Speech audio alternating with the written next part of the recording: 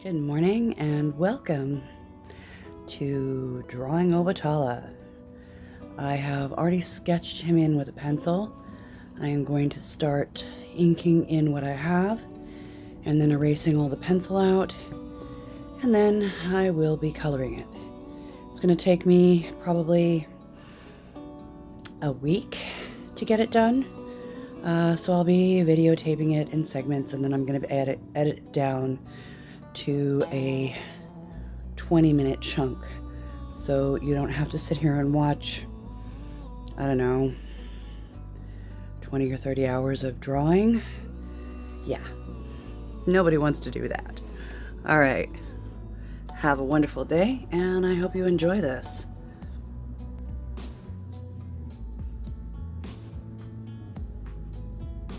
As you can see, that's Obatala sketched in with pencil. That's the picture of the model and a comparison. And now we start inking.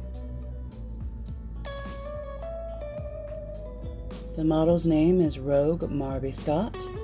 Rogue has a YouTube channel where they create beautiful art and do amazing makeup and talk about all kinds of fun things. Here we're drawing the chicken of creation. I just love this. I love that there's a chicken of creation. Story is that when the creator god, Ultramarine, who is a triform deity, had finished creating the universe, and the planet Earth was created, it was all water, and not wanting to get his hands dirty, he sent the job to his son. And his son then went in and took a magical shell, filled it with sand and all manner of seeds, and then went and spoke with the chicken of creation, who agreed to take on the task with him. And then they hung from a great golden chain in the sky and poured sand out of the shell until there were all the land masses created. And then Obatala jumped down from the chain with the chicken and let the chicken run free, scratching and creating until all of the plants, all of the green things, everything that grows started to grow and was created. Marvelous job, by the way, Obatala, and wonderful chicken. In almost every picture I see of Obatala, there is this tiered staff with a representation of the chicken on it. Again, love that chicken.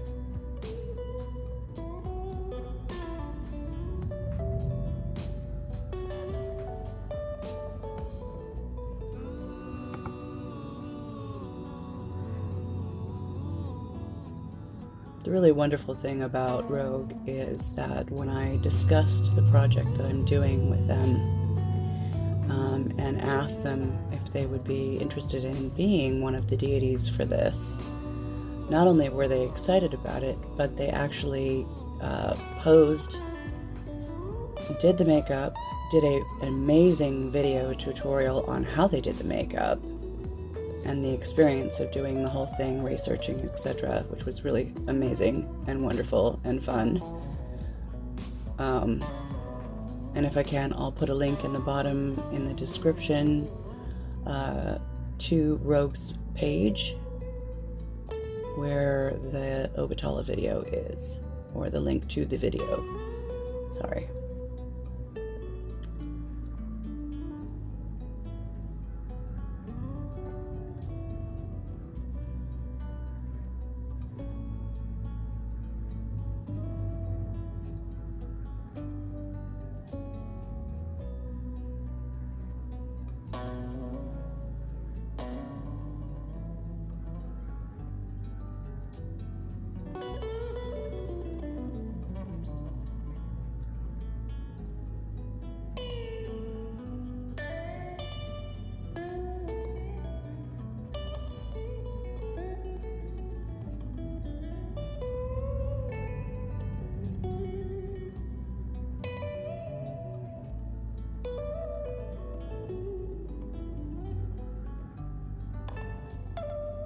most of the other models that I have worked with on this project,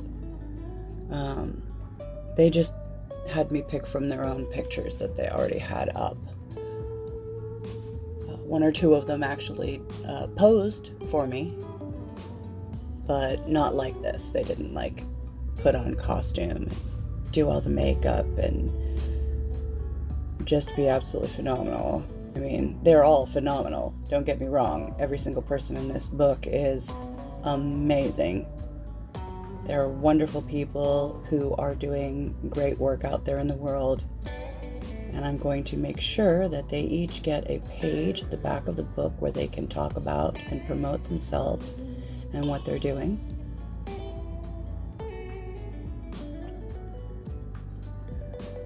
Since I'm also doing Obatala's father, Olaran, and I thought, it would be really cool if they look alike, because fathers and sons sometimes do. I thought, well, I'll just ask and see. And of course, Rogue jumped at the chance and did another video where they did the 3 faces of Olaran, which they then edited together and sent me some photos to pick from. But they actually did a whole makeup tutorial on the face and how they aged the personality from a bold and bright youth to a handsome and knowledgeable father figure to a honored and wise grandfather figure.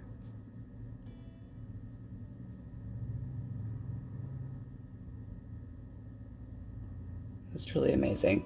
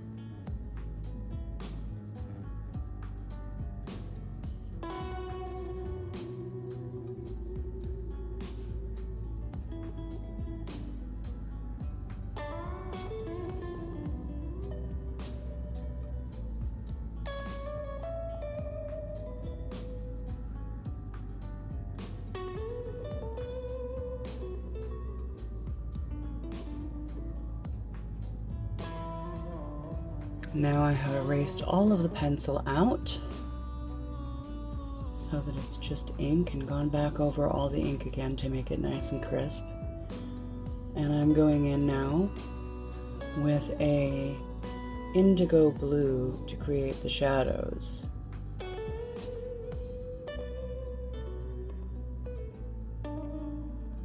It's much better to use color to create your shadows than black, because black will muddy your shadows and your color down.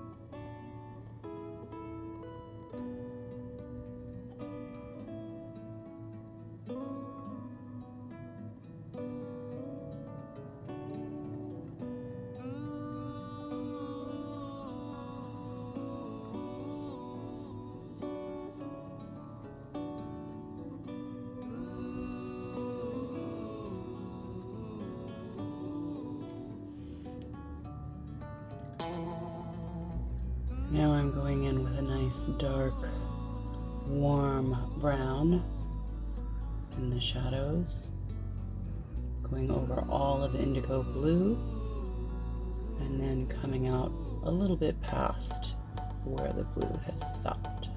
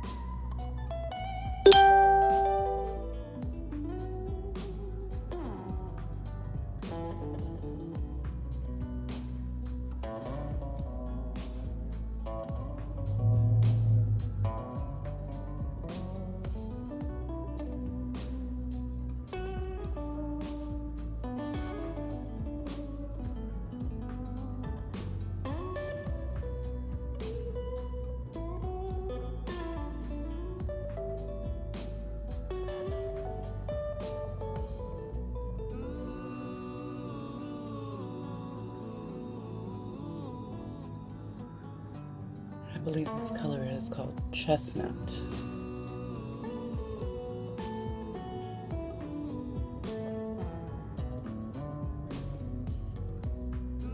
I'll also be listing down in the bottom what types of pencils I used, what types of pens I used.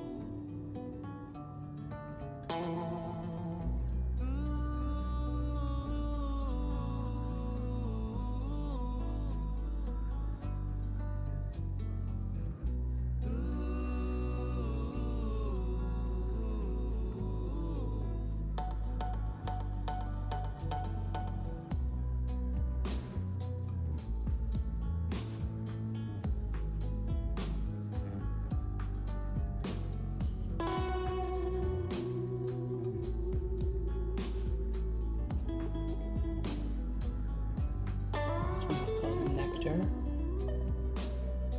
It is really an amazing color for highlights and blending.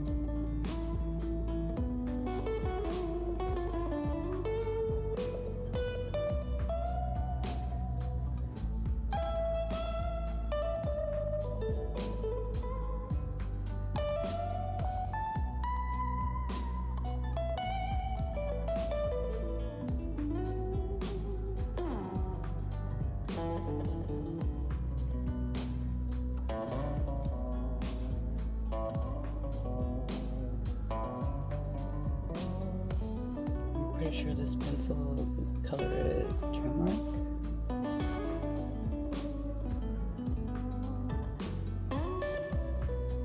And this one's Bone, I think. But for sure I'll list them in the comments down below.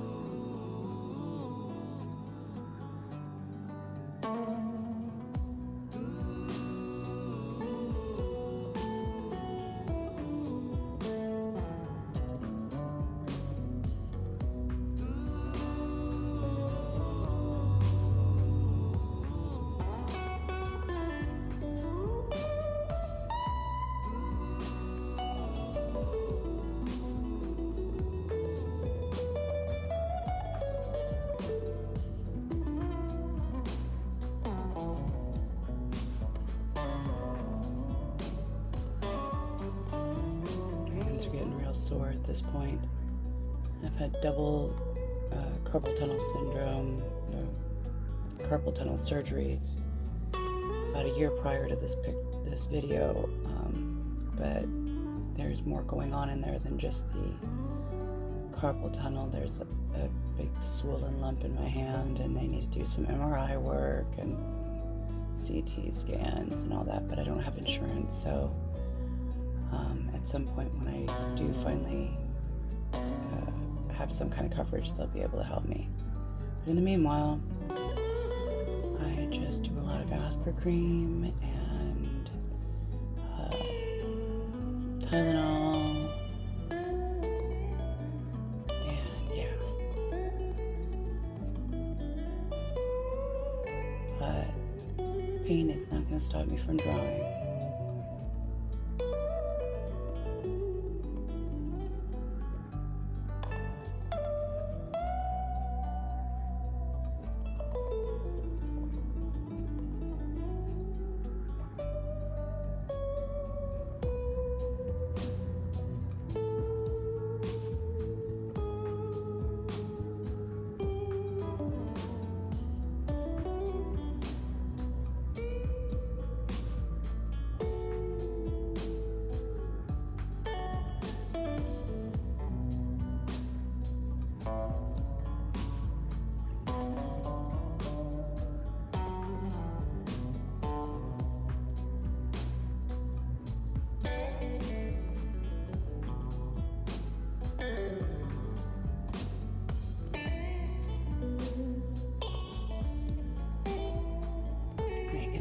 chain gold.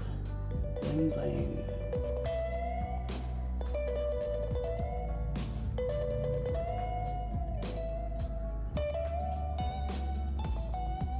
I think it's Camel and Tumeric, and that might be a burnt umber.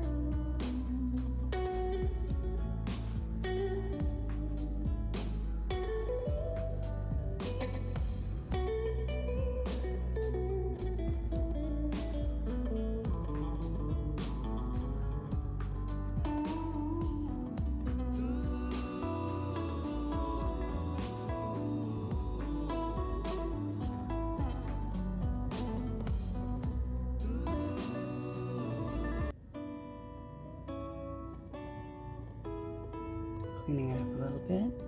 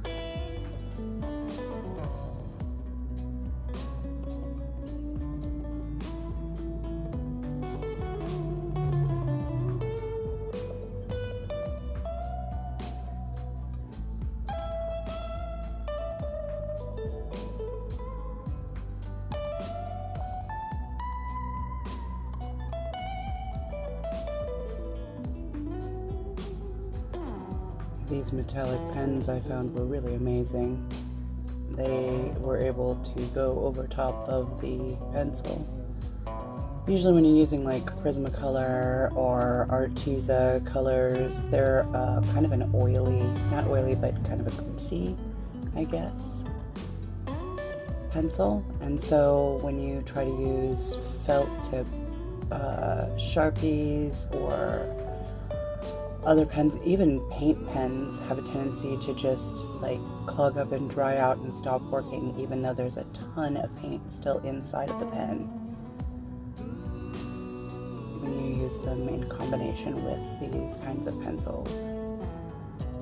But I prefer to use mixed media a lot of times. Sometimes I'll even throw some watercolor in, felt tip pens.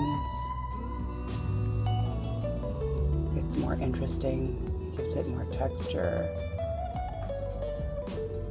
This particular picture, I actually have I have some pearlescent eyeshadow that gives off like a different color sheen from the different directions that you move it. And I was able to put that into the cheeks and nose and on the chest,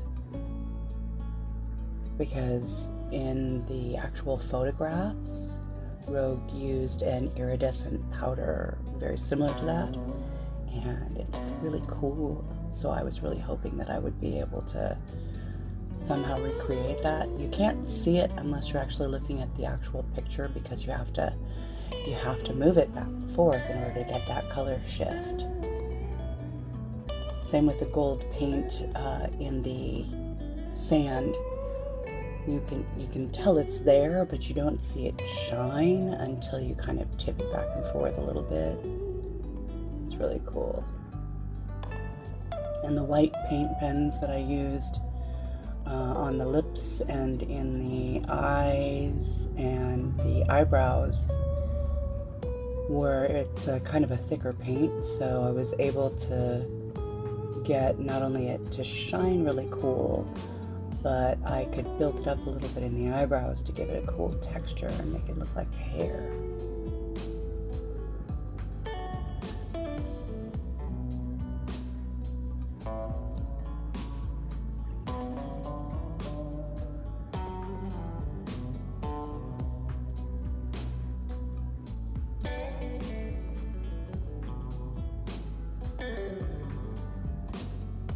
After I go over it with the silver, I go back over it with the black felt tip to give it some definition.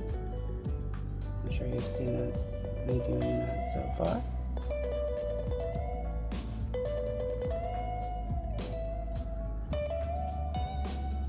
It does lose a little bit of definition when you go over it with paint pens.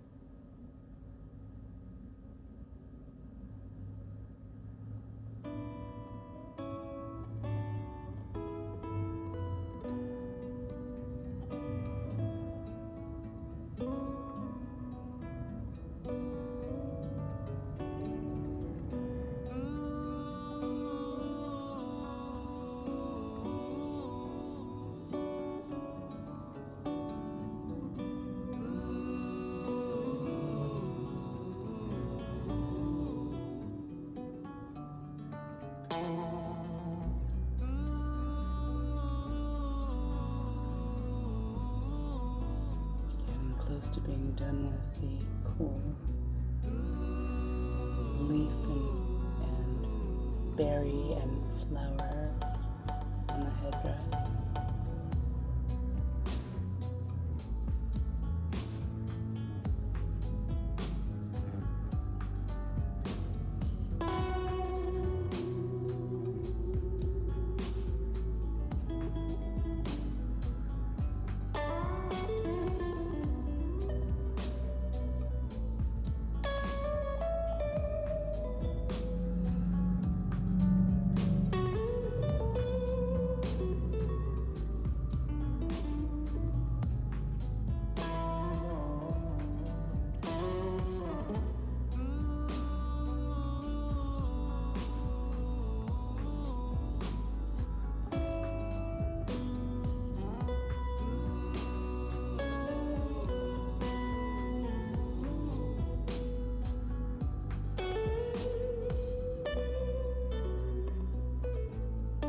Trying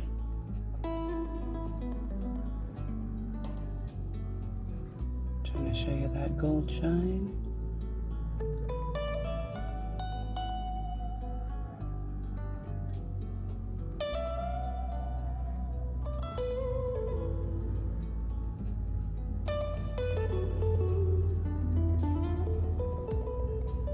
Couldn't really get the copper to pop like it does in person on the camera. You can almost see a little bit of that iridescent on the cheek for a second there.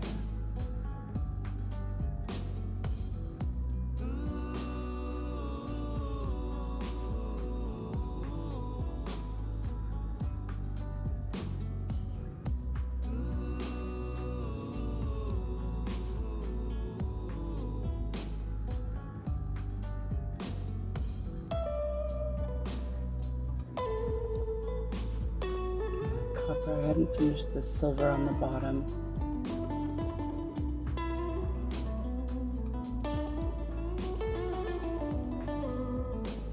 And you can really see how the paint built up a little bit on the dots and the eyebrows.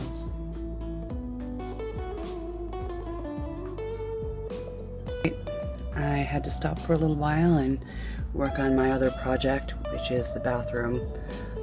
Which is going to look like an ocean with fish and octopus and jellyfish and manta rays and sharks and fun things.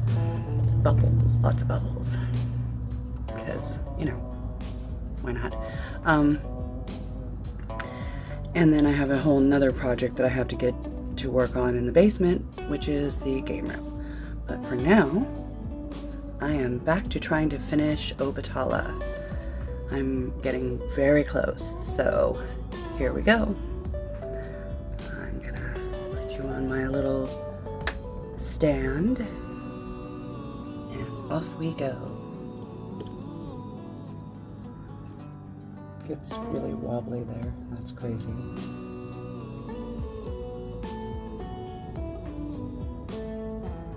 Hey, my hand.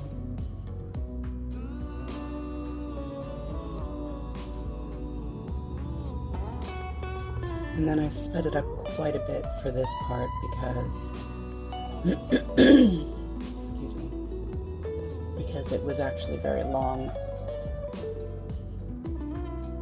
I had to speed it up 20 times so that I could keep it under an hour here, or at least to an hour.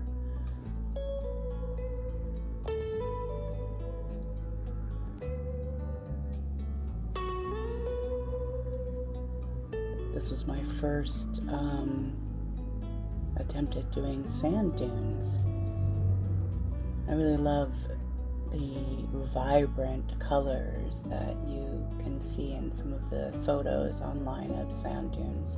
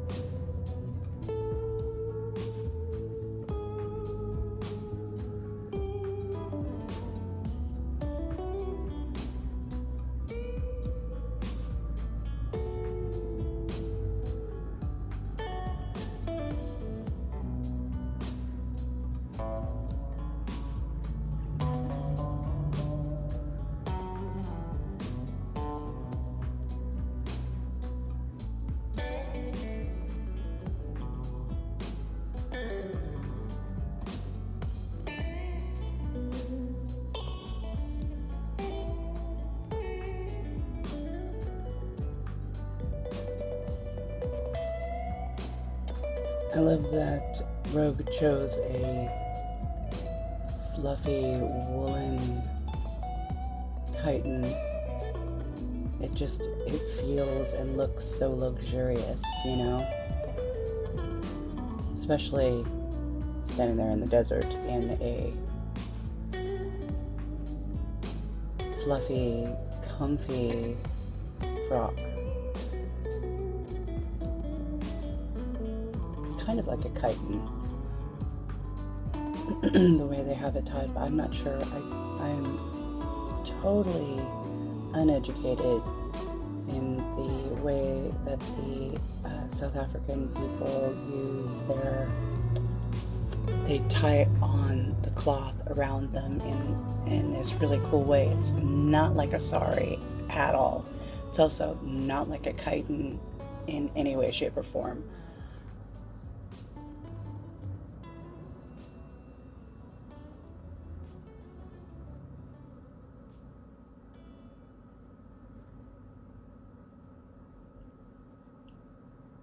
I've seen some pictures of them dressed up in these just beautiful, bright, colorful outfits that just are stunning.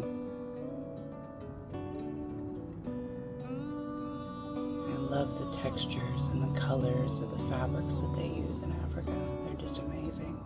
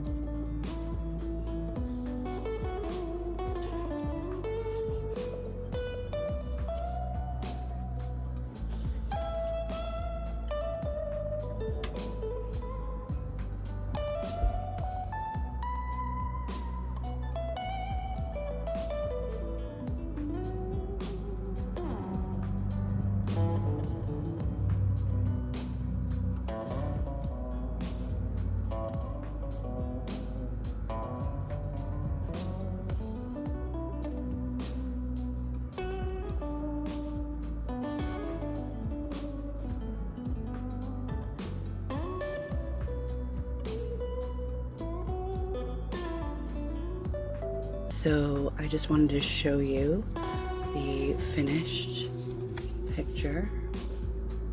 And I'm going to flip the camera around so that you can see it.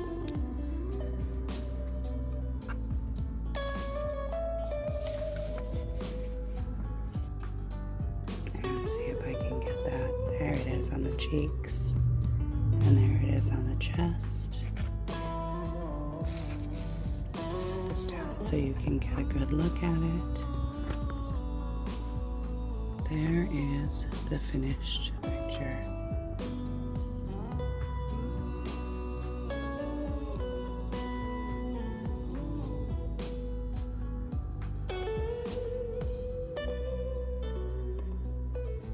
And because I want you to see a little bit of some of the other pieces, this is Babaluai, the god of plagues and healing, specifically healing plagues.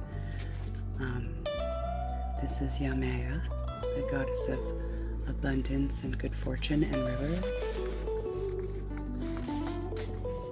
This is Oshan, the goddess of love.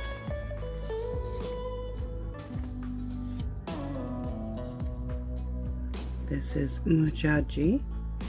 She is the goddess of rainbows and rain and controlling of rain. In other words, if you're not good, drought.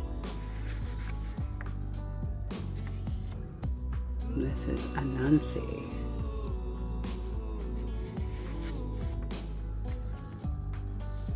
And this is Ajay Shaluga, the god of good fortune and abundance and plenty. I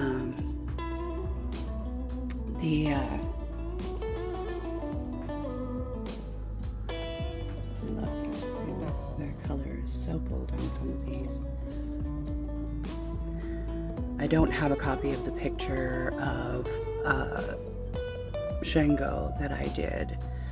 The gentleman who was my Shango was also a very close friend of mine who I admired with everything I am.